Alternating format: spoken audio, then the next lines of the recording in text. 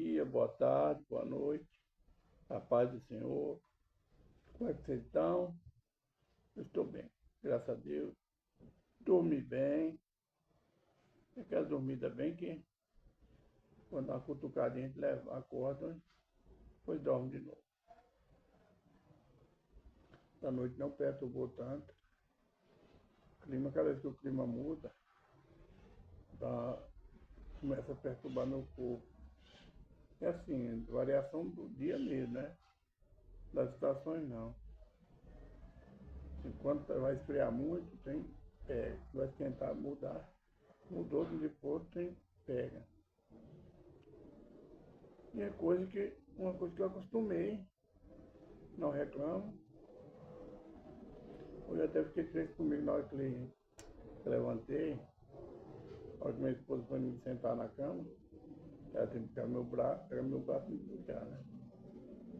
Eu vi que aquilo foi uma murmuração.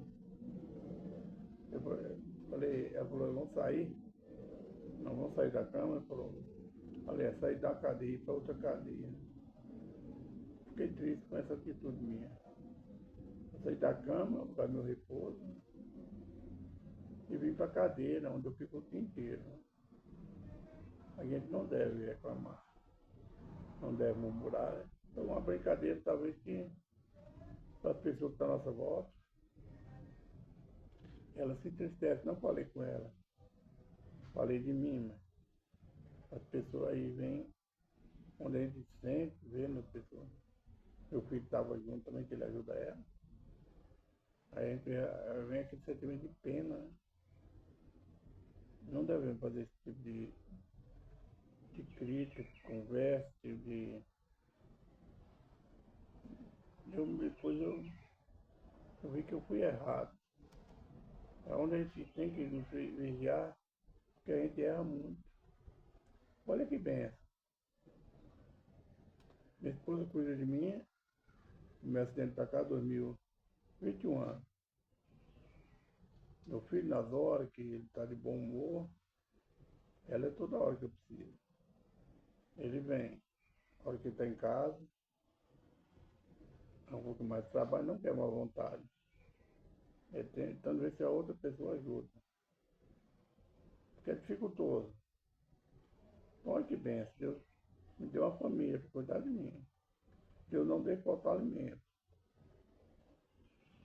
E a maior bênção, uma das maiores bênçãos que eu tenho hoje é a companhia de vocês. E a proteção de Deus, essa em primeiro lugar.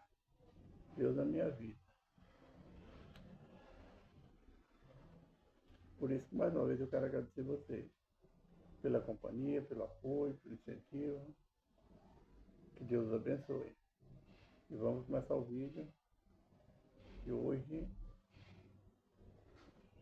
tem mais coisa. Hoje minha leitura vai ser um pouco longa, só que vai ser à noite.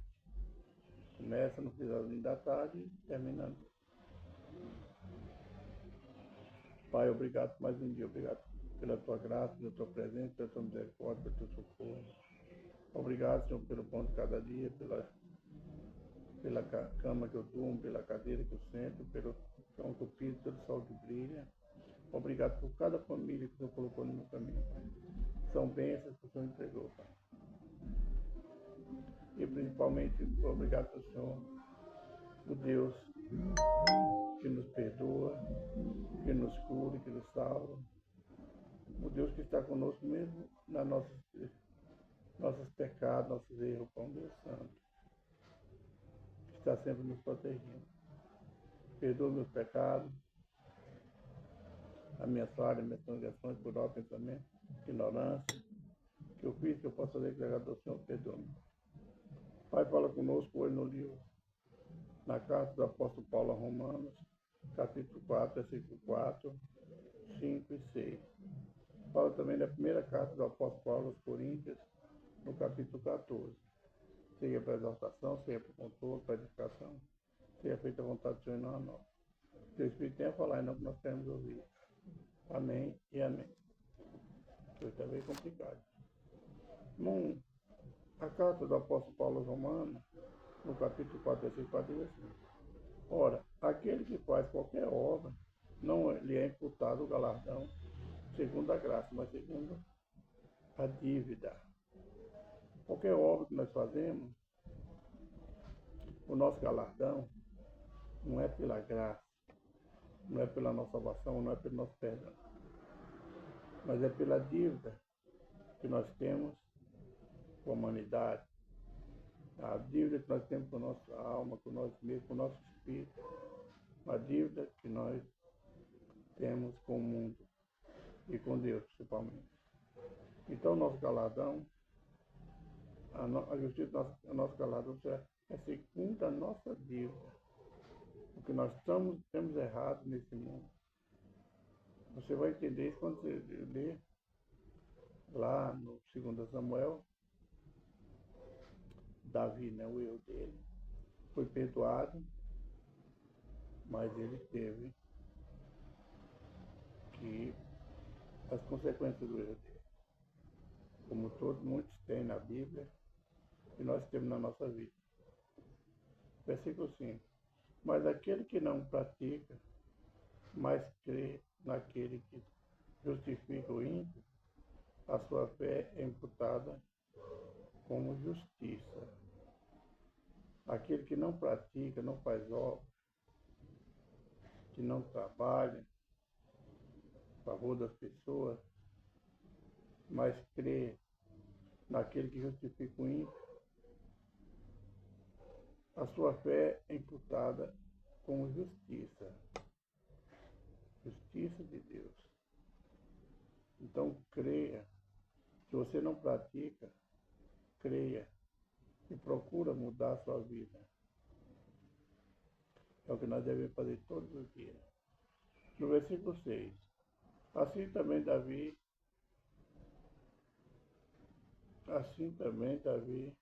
declara: bem-aventurado o homem a quem Deus imputa a justiça sem as obras.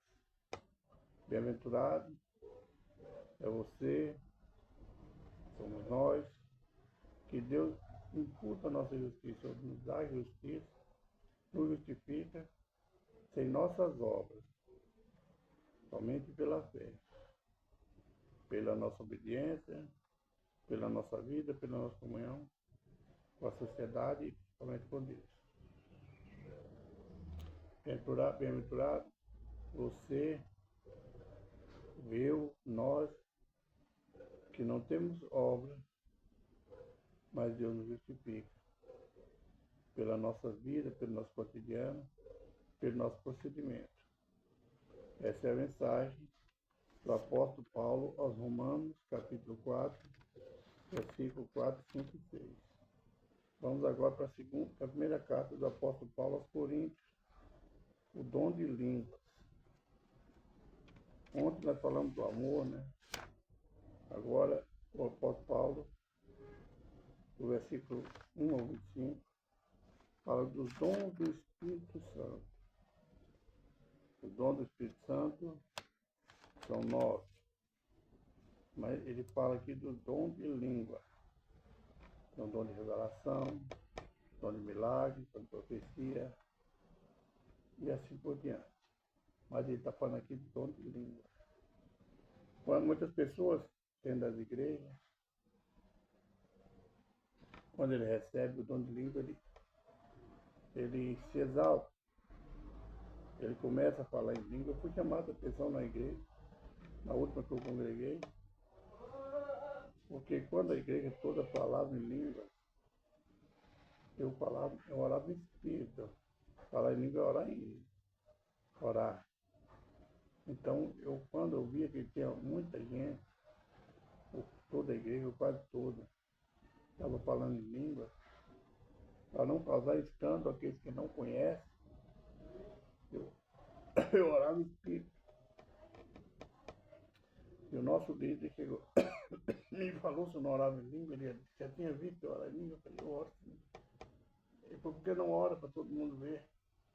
Aí eu falei com ele, minha esposa também, falou, só que minha esposa, ela não faz igual eu faço. Ela ora, começa e vai. Aí eu expliquei para ele. fui ler na Bíblia, porque ele disse que não pode ser assim. Porque vocês não aceitam, toda correção é boa, né? Então, se você fala em dom de língua, se você não interpreta isso na igreja, você congrega, onde você está, talvez no seu trabalho, você pega pelo dom de língua, você é usado daquela hora, e você não interpreta, porque nem todo tem interpretação. Então, porque o dom de língua está falando você e Deus, falando em espírito com Deus. São o espírito, não é a carne. Quando você fala em línguas, você não está falando na carne, é o Espírito Santo. E Deus que está em você que começa a falar. Então, se você no seu trabalho, aonde você estiver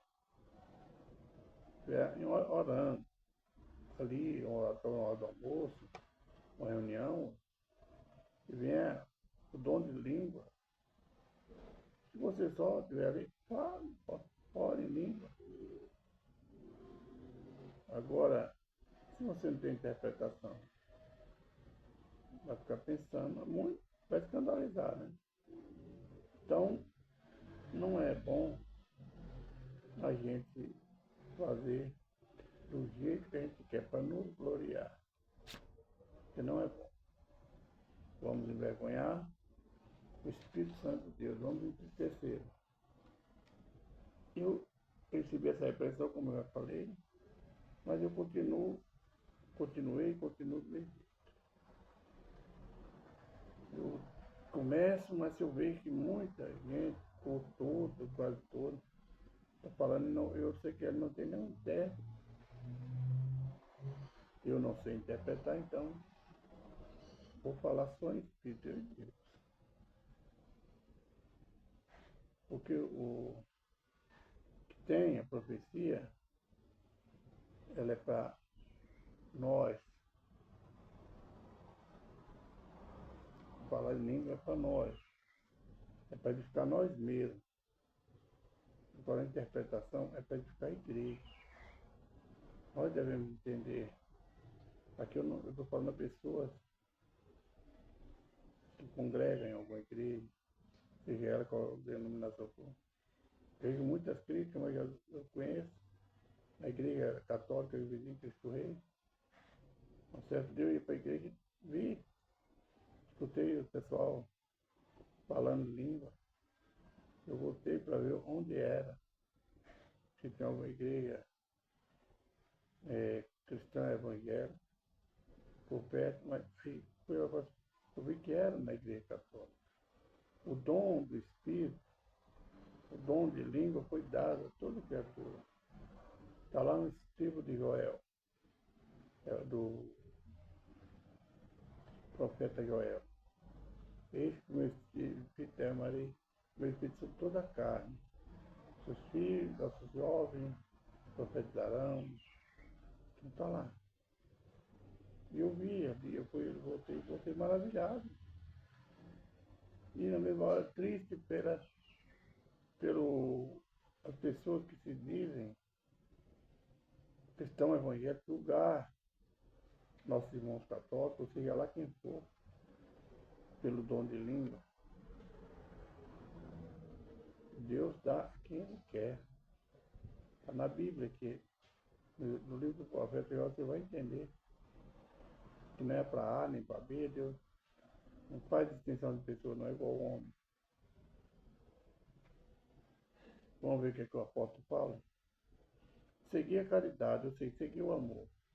E procurar com zelo os dons espirituais, principalmente o de profetizar. Porque que fala em língua desconhecida não fala aos homens, senão a Deus. Porque ninguém o entende e o Espírito fala mistérios. Então o dom de língua é você e Deus. Só Deus entende e você está falando ali, está conectado com um alto. Mas se o que profetiza falar aos homens, vai ficar só exorta para edificação, consolação, consolação. O que fala em língua desconhecida edifica-se a si mesmo, mas o profetiza edifica a igreja. Foi dito isso, né? Se você fala em língua, você está se edificando, está se fortalecendo no espírito. Mas, se você profetiza,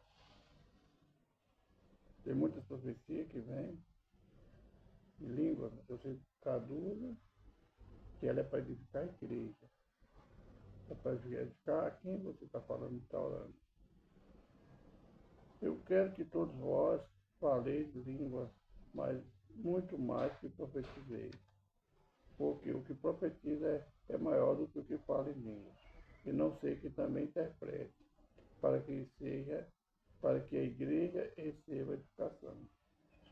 Agora, irmão, se eu for ter convosco falando em língua, que vos aproveitaria? Se não falasse, ou por meio de revelação, ou da ciência, ou da profecia, ou da doutrina.